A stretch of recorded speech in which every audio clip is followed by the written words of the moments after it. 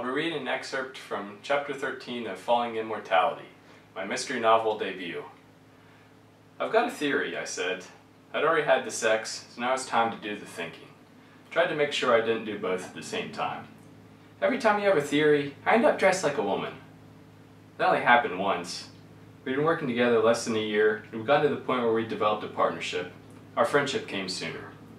I don't make friends easily, and neither does Ian, but the ones I do make, I tend to keep around.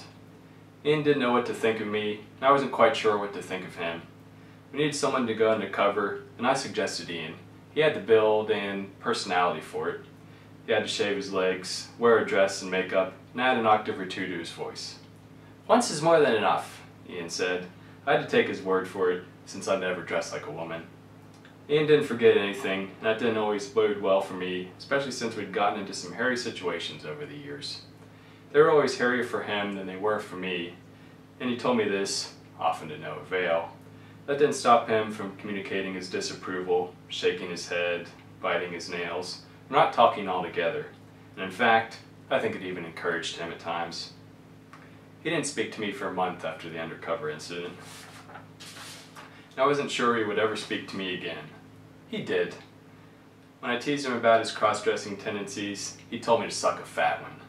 That's about as close as Ian came to cussing before I informed him that he's just a giant potty mouth. "You're not going to hold that against me, are you?" I said. I didn't want to dwell on the past. The present didn't appear much brighter either. "I hold a lot of things against you," Ian said. "That's just the nature of our relationship. But it doesn't mean I think any less of you." I pondered this. "That's good to know, I think." "Does thinking hurt your head?" he said. He'd wandered into my office a short time ago, and I let him stay.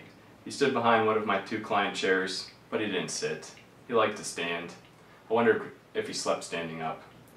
"Sometimes it does. What do you think about it?" I try to limit my thinking, I said. I don't want to burst any blood vessels. "But it doesn't always work, does it?" Ian met my limited capacity to think. "No, it doesn't," I said. I have several thoughts floating around in my head right now that I'm still trying to get a handle on, and none of them are bringing me any closer to solving this case. To purchase Falling Immortality, please visit Amazon, Barnes & Noble, Books A Million, IndieBound, or Pals Books.